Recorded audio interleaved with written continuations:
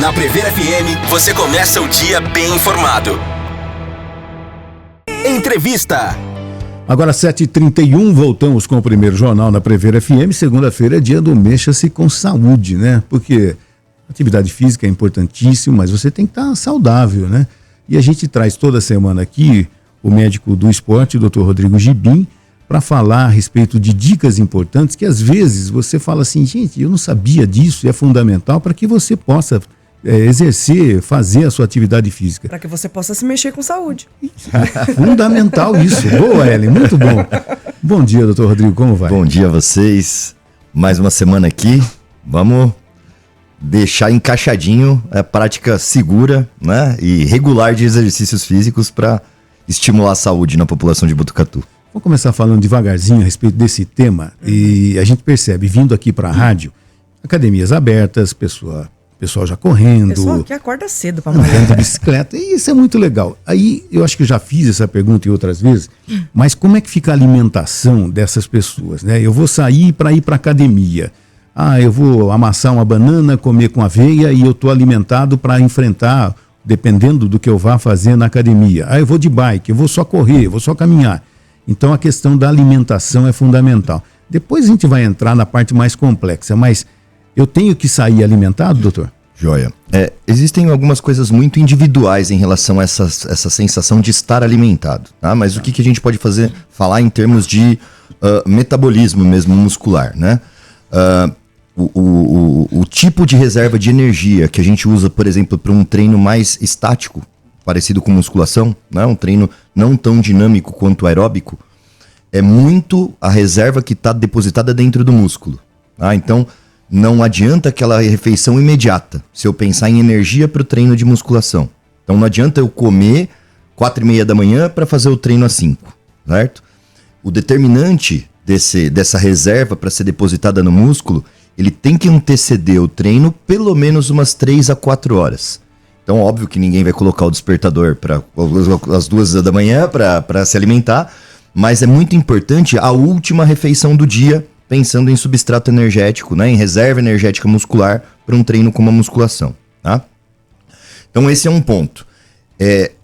Estar extremamente alimentado, por exemplo, amassar uma banana, comer um whey, comer alguma coisa antes da musculação, pode ser bastante que desinteressante, porque é óbvio que vai ter desvio de fluxo de sangue, né? Famosa congestão, né? Que a nossa avó falava, não pula na piscina, né? Então, vai ter um desvio de fluxo de sangue para o intestino, que precisa digerir aquele alimento, só que nos picos de exercício físico, esse destino do sangue seria preferencialmente para a musculatura. 80% do nosso sangue, nosso volume de débito cardíaco, né, bombeado durante os picos de esforço, vão para o músculo em atividade.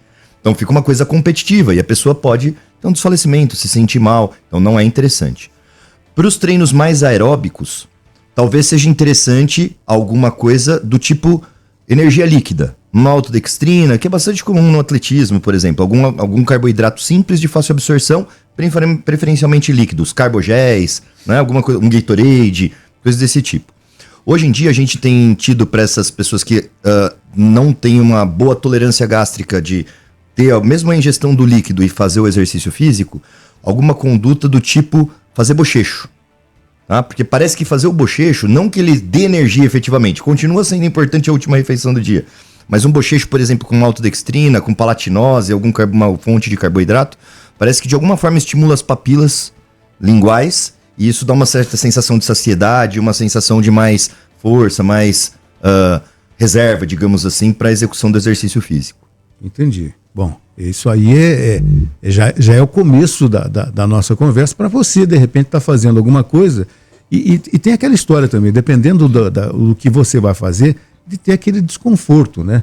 Olha, eu comi demais. Ou como o doutor Rodrigo falou, você, de repente, não vai colocar o despertador de madrugada, mas na noite anterior, digamos que a sua alimentação foi 10 da noite, e você comeu 2 pedaços de pizza e foi dormir, né? Então tem tudo isso que tem que ser levado em conta, né? Com certeza. E isso é muito interessante nessa questão das refeições ou da alimentação em relação à prática do exercício físico, né? Então, o que a gente vê é uma certa incoerência, né, da preocupação do praticante de exercício físico na questão da suplementação, desse timing para para fazer alguma intervenção, pré-treino, pós-treino e tal, sendo que a refeição global dele, o padrão alimentar global dele é uma zorra, né?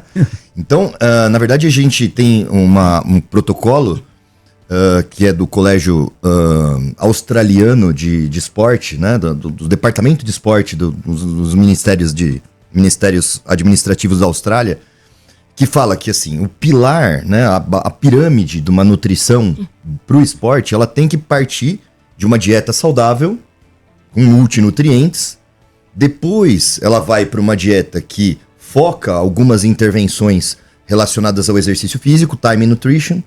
Depois vai para suplementação. Quer dizer, o que a gente vê, estimulado por treinadores, por coach, pelo praticante de exercício físico, é uma inversão global disso, né? Então, primeiro o cara suplementa, depois ele faz o timing, depois, quando ele vê que não tá adiantando nada, ele pensa em comer correto. Então, é um absurdo o cara comer como estratégia 2 pedaços de pizza para ele correr no outro dia, por exemplo. É um absurdo, né? Então, quer dizer, como que é o padrão alimentar desse sujeito? Que importa para mim se ele come pré-treino, pós-treino, pouco importa. Agora, importa para mim se ele come fontes de carboidrato, fontes de proteína, fontes de gorduras saudáveis, se ele tem fibra alimentar. Se a rotina dele se a rotina alimentar é boa. Né? Porque aí, com uma rotina alimentar boa, eu posso fazer essas nuances de, eventualmente, calcular alguma intervenção próxima ao exercício físico para ter uma recuperação muscular melhor, para aumentar a performance, para ter um maior ganho de massa, né? Agora, óbvio que dentro de uma coisa toda desorganizada, uma intervenção, ainda que bem feita, próxima ao exercício, não vai fazer efeito nenhum. Não vai dar certo. Não vai dar certo. Entrando aí no tópico dos suplementos, eu queria que você... Aquela definição básica, o que é o suplemento alimentar e quais são os tipos? Que eu sei que tem bastante suplemento, as pessoas se confundem muitas vezes, queria que você esclarecesse aí. Perfeito, Joé. Assim, eu não vou conseguir a amplitude da pergunta responder, mas vamos lá. Suplemento, o nome fala muito bem. Ele é suplementar, né? Então ele não substitui refeições, né? Então ele, teoricamente, ele seria algo em que eu não atinjo a demanda com o alimento padrão, e aí eu posso, então, usar esse recurso para complementar fontes nutricionais na minha alimentação, tá? Hoje é uma das indústrias que mais movimenta recursos financeiros no mundo, tá? Então é uma indústria que auto se banca, né? Ela não precisa de grandes patrocínios, ela não precisa de propaganda na televisão, em nenhuma mídia, porque ela auto se sustenta, né? Gira muito dinheiro. Geralmente são as principais fontes alimentares que são artificializadas, digamos assim. Então eu tenho os suplementos proteicos, principalmente albumina, whey protein e tal. Esses sim, eles podem atuar como substitutos alimentares, usados sabidamente pelo nutricionista. Então, por exemplo, eu preciso de uma refeição intermediária no meio do dia que tenha uma fonte de proteína. E a pessoa tem uma certa intolerância a comer frango, por exemplo, no meio do dia. Não quero comer frango. Então, o whey protein, em sendo uma proteína de alto valor biológico, ou seja, ela é absorvida em uma boa quantidade, ela não é, digamos assim, enriquecida em gordura, em outras situações, e ela é capaz de sinalizar para o músculo sintetizar proteína de contração, ou seja, gerar hipertrofia muscular. Então ela tem uma boa absorção e tem uma boa repercussão muscular. Ou seja, ela pode substituir uma fonte animal, por exemplo, né, numa refeição estratégica. Existem alguns suplementos que são mais pautados em pré-proteínas, que são os aminoácidos, né? Então, por exemplo, existem alguns aminoácidos que geram proteínas, a estrutura mínima da proteína, e existem aminoácidos que não geram proteínas. Por exemplo, um deles é a creatina, tá? A creatina, ele é um suplemento alimentar que é bastante estratégico em exercícios de alta intensidade e curta duração, tá? Porque ele é reserva energética. Então, aquele açúcar que fica guardado no músculo que eu falei relacionado à alimentação, ele consegue mobilizar através de algumas cascatas de ações que vão acontecendo nas células, depois ali de 1 minuto e meio, 2 minutos de exercício. Mas aquele exercício que é feito em 30 segundos, no primeiro minuto, aquele precisa de um troço muito rápido de ser mobilizado. E isso no músculo é chamado de fosfocreatina, é uma molécula de fosfato com uma creatina, isso se quebra, esse fosfato vai para a nossa moeda de energia que a gente tem no músculo, que chama ATP. Ah, então, esse fosfato gera energia e o músculo consegue contrair. Então, para musculação, creatina é muito bacana. Creatina, é estratégico, porque como fonte alimentar a gente precisaria de uma ingestão muito grande de proteína alimentar. Então por isso que a gente acaba às vezes estimulando, por exemplo, no idoso doente, em algumas outras situações, a ingestão de creatina como um recurso de ação muscular, porque eu teria que comer ali 2, 3 quilos de carne por dia para conseguir aquele tanto de 5 gramas de creatina, 3 a 5 gramas de creatina que o suplemento oferece, no sentido de ter algum benefício muscular direto, certo? Eu penso assim, e as pessoas que abusam por falta de conhecimento, de repente ela vai, eu vou me alimentar basicamente do suplemento. Porque eu vou ficar o bombadão, eu vou ficar isso. É falta de conhecimento. Certo. E aí existe o perigo, né? Na verdade, sim, em termos de risco, é aquilo que a gente conversou também. Tudo que é demais é esquisito, né?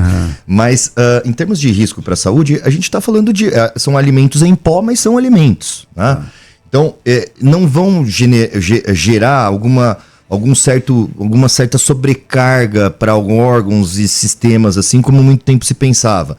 Então, a não ser que o sujeito já tenha uma doença renal, já tenha alguma situação instalada, esse excesso de proteína não é tão considerado, digamos assim, gênese de processo patológico, de doença. Tá? Então a gente tem um caldo bom ali de margem, né?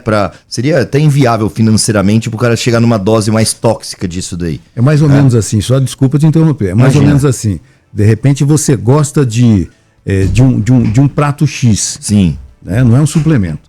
Você come esse prato exageradamente, você vai passar mal. Exato. É mais ou menos isso. É mais ou menos isso. E tem um propósito. Tudo bom, Maria? Tem um propósito muito interessante, que é assim, a gente tem digamos assim, um teto para ingestão de proteína. Então, tem gente que entra nessa situação da hipertrofia muscular, da estética, e quer comer o mundo de frango, né? Então, ele consegue ter uma tolerância gástrica boa e quer comer todo o atraso. Então, a gente tem um efeito que chama de defensivo, digamos assim, do nosso organismo, que chama muscle full.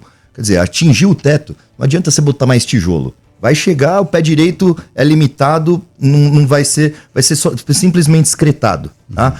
Então, esse excesso não é benéfico no sentido de gerar mais hipertrofia. Eu não estou conseguindo num padrão alimentar, provavelmente eu estou errando na fonte de nutriente, não é só proteína, tem que ter o carboidrato na jogada, ou estou errando no meu estímulo de treino. Quer dizer, é aquele pacote, funciona muito bem a dieta, a intervenção nutricional, né, o descanso. Então, tudo tem que ser muito bem ponderado quando a gente está falando de performance, seja ela performance para desempenho esportivo, seja para um resultado estético. Entendi. Em relação àqueles suplementos de energia, termogênicos, Perfeito. ou eu já ouvi falar de um que é o Super Coffee, que está bem famoso, funciona? Depende do que você chama de funciona. Né? Então, assim, cafeína é um dos suplementos mais bem estudados, tá? Então, cafeína realmente tem um efeito complementar na contração muscular. Tem uma dose que realmente dá alguma habilidade mais cognitiva, tá? Que seria uma dose em torno ali de 3 a 6 gramas por quilo por dia. Tá? Então, por isso que a gente vê aquelas doses padrão para um indivíduo, por exemplo, masculino, 70 quilos. Você vai na loja de suplemento, tem lá a cafeína de 210 miligramas. Desculpa, eu falei grama, né? Miligramas. 210 miligramas e 420 miligramas. Tá? Então seria para ser nessa faixa de intervalo aí, de 3 a 6 miligramas por quilo por dia. O que seria interessante na ideia de performance cognitiva. O cara ficar mais atento, mais focado com a ação muscular. Hiperdose tira o foco, hiperdose não melhora a performance, mas também cafeína tem uma questão muito individual. Ingestão de café, tolerância, intolerância, sentir-se mal, tá? Para os abusers, né? Para quem consome demais. Qual é a dica? A princípio, para não ter sobrecarga cardiovascular, se considera uma dose até 300, 400 miligramas por dia de ingestão de cafeína como não gatilho para uma doença cardíaca desconhecida. Tá? A partir daí, ele tem um potencial arritmogênico. Então, sempre que a gente tem que considerar um suplemento termogênico, primeiro, ele não vai fazer ninguém emagrecer. Se ele fizesse alguém emagrecer, ele não seria seguro, porque ele geraria tremor, distúrbio do potássio, né, uma condição de descontrole da temperatura corporal. Isso acontece. Tem gente que ingere veneno agrícola, agrodefensivo, para ter feito termogênico, tá? Causa de óbito. Então, existem essas loucuras. Mas enfim, não tem um padrão de segurança de um termogênico muito eficiente. E sempre a gente tem que pensar, se ele é estimulante, ele ativa uma parte do nosso sistema nervoso, que é o sistema nervoso simpático, o que gera arritmia cardíaca. Então a gente tem que ficar sempre com essa cautela de segurança cardiovascular.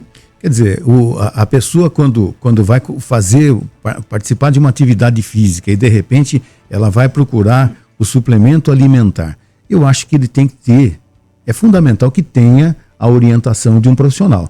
Que ele passe por um exame, de repente um nutricionista, uma nutricionista, enfim, que ele tenha a condição de se precaver antes de começar, dentro de uma média intensidade, pelo menos, né?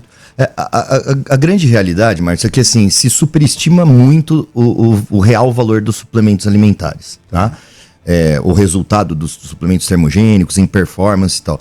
Geralmente isso é tudo muito tênue. Mesmo a cafeína, que é muito bem estudada, ela melhora em milésimos de segundo a performance, por exemplo, na bike, na corrida. Então ela diferencia o primeiro lugar do terceiro lugar, o pódio. Ah, mas o pelotão lá não diferencia ninguém. Quer dizer, então, tem uma melhora de ação do músculo, da percepção do esforço no exercício, mas falar que existe um suplemento que é fundamental, não existe, né? Eu gosto de falar bastante isso, assim, a gente considera que, não, mas suplemento é para atleta. Realmente ele é melhor estudado e ele pode ser um diferencial em performance para atleta. Uhum. Só que o atleta não usa, porque o atleta tem medo de contaminação, né? E ele não quer assumir esse risco. Boa parte dos atletas não usam suplemento alimentar e eles são atletas de alto rendimento. Quer dizer, se não é diferencial para o alto rendimento, imagina para a nata ali da sociedade, né? Então, eles são dispensáveis na maioria dos casos. Eles são midiáticos, mas eles são dispensáveis, né? Olha, que é um assunto interessante, né? Porque você fica imaginando que o atleta de alto rendimento, ele usa isso e aquilo e tal. Uhum. Não usa. E o marketing desses suplementos também faz a gente acreditar que é quase um superpoder, né? Você comprar aquele produto ali para o seu treino. A partir do momento que aquele atleta faça a propaganda de um determinado produto, você fala assim, ó, ele é assim porque ele usa, ele toma, ele faz... então, já é enganosa. Olha que interessante, né? essa afirmação. E até o Dr. Rodrigo falou de alimentos, do que é fundamental. Isso me remeteu a uma informação bastante comum, né? Às vezes as pessoas pensam, eu vou começar a fazer academia, vou começar a me exercitar, preciso mudar a minha alimentação. Ok, a partir de hoje eu só como ovo, frango e batata doce. Não, ainda quando vai para esse caminho é bastante, até melhor, né? Porque ainda tem lá as fontes de proteína, tem o carboidrato da batata doce, tem a fibra na batata doce, então ainda tá até ok, né? Agora, o que dá muito medo é quando existe uma restrição específica de um determinado grupamento muscular, né? Que é muito comum no processo de emagrecimento, as carbofobias. Corta carboidrato, né? Aí é óbvio que isso é fadado ao insucesso. A perda de peso existe no momento inicial, particularmente porque essa reserva de energia que eu falei lá no início do músculo, né? Que a gente chama de glicogênio, é uma forma de açúcar depositado dentro do músculo e puxa muita água para dentro do músculo. Se eu me mantenho em atividade física e eu não tenho fonte de carboidrato para repor esse glicogênio, eu desidrato o músculo. Então a perda na balança cortou o carboidrato, 1 mês, 2 meses, vai perder peso gritante. Só que boa parte de desidratação muscular. A primeira pizza que a pessoa comer, quando resolver fazer a sua refeição livre, ela vai ganhar tudo aquilo de novo. Tá? Então não é uma perda real de gordura. Todo emagrecimento rápido, nesse sentido, dessas privações alimentares, são fadados ao insucesso e não são duráveis. Por isso que a gente tem que entender o emagrecimento como um processo, inclusive o reganho de peso, né? Porque ele é esperado. Uma coisa que a gente tem dispositivos próprios, evolutivos, para a gente burnar. Então, se eu detecto que não está vindo a mesma energia que eu tinha para minha demanda, o que eu vou fazer? Eu vou sinalizar que eu preciso comer. Então, é comum ter perversões alimentares, querer comer a vida depois de um processo de restrição alimentar. Por isso a coisa tem que ser calculada. Tem que ter um nutricionista na jogada, tem que ter um nutricionista na suplementação. Ela pode ser bem-vinda. Como eu falei, por exemplo, de um substituto alimentar utilizando whey. É super funcional, né?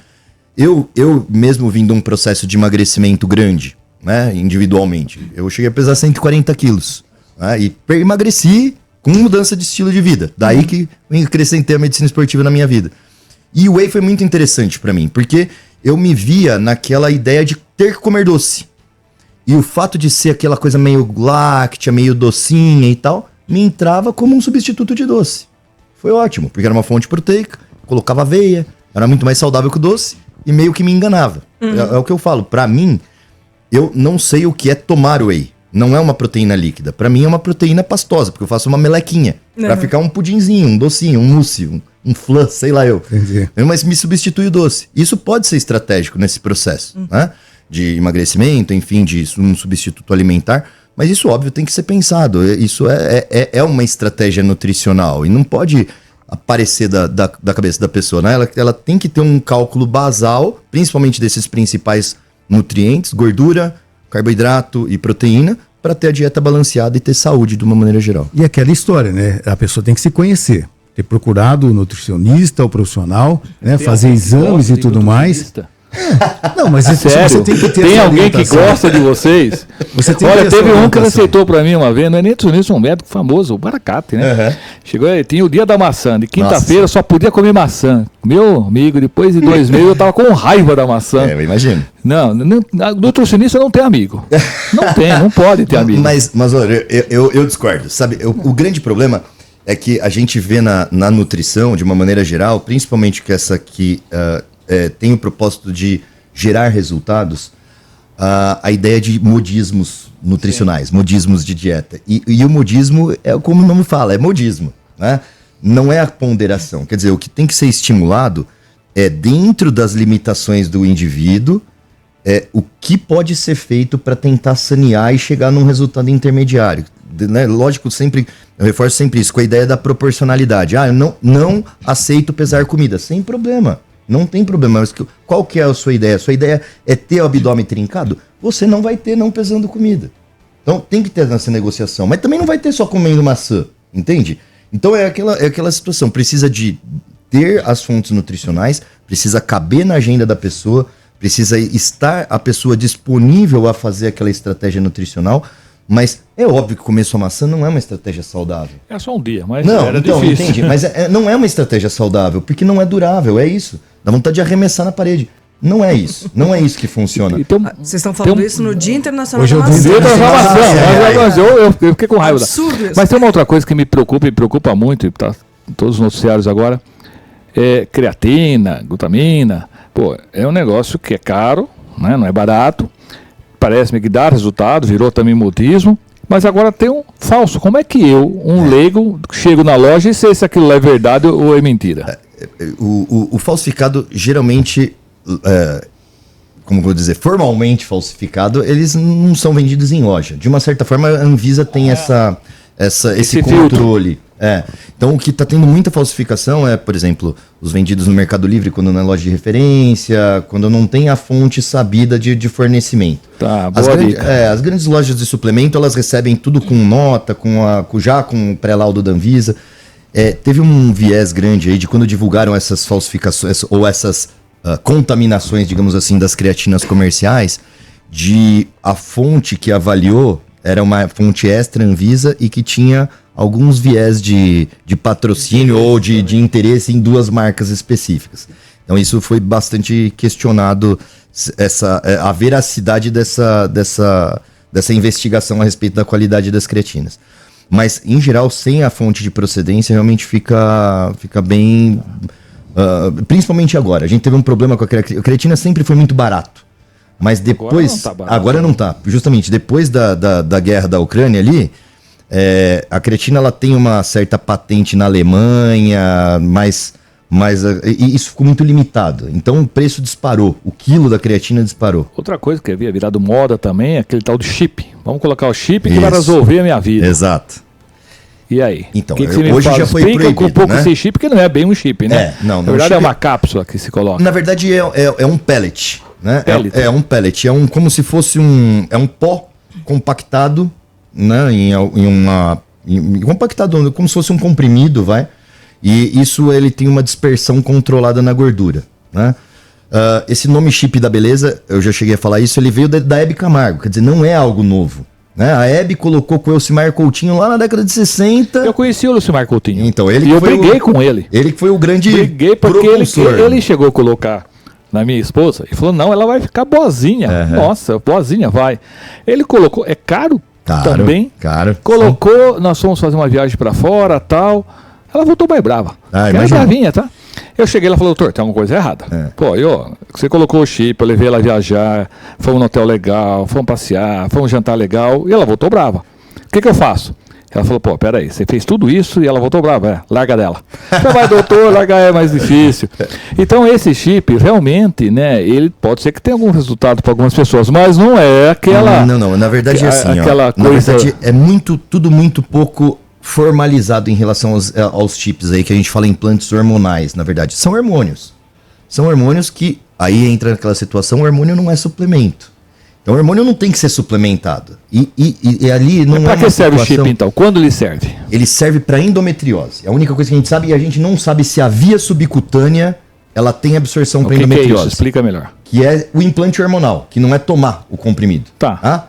Então, tomar o comprimido funciona para endometriose, são os que os estudos mostram. Colocar o chip não tem nada, não tem estudo. Mas o que ele faz? Não faz nada, então? Faz. O doutor Coutinho morreu, soube, né? Morreu de Covid ainda. Sim. Era um senhorzinho de novo, 80 anos, mas ele era uma graça. Ele criou um mundo ali dessa questão, né? Mas óbvio que tem um efeito. Mas é a mesma coisa que, por exemplo, vamos colocar, o cara que faz o uso em uma dose elevada de testosterona. Era para tomar? Não. Tem efeito? Tem. Faz bem para a saúde? Não. Então, o implante hormonal é mais ou menos essa ideia. Ele pode ter algumas indicações. Por exemplo, disforia perimenstrual, alguns sintomas menstruais graves, que é, por exemplo, a mulher que fica lá com crise de ciúme, ou perde 20, 30 dias do mês dela por conta de sintomas menstruais, porque ela para o fluxo menstrual. Na verdade, a minha foi colocada por esse motivo. Ela tem um TPM horrível.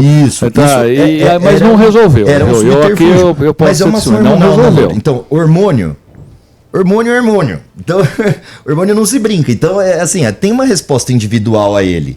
E é um hormônio que não era para estar no corpo da mulher. Veja, é um hormônio masculinizante. Então, pode dar nervoso? Pode dar pelo? Pode cair o cabelo? Pode. Não aconteceu nada disso também, graças a Deus. Mas pode. Ela foi para tentar controlar esse ciclo dela, esse TPM dela, mas não resolveu. Isso daria para controlar ginecologicamente com anticoncepcional padrão, que é o que a ginecologia recomenda.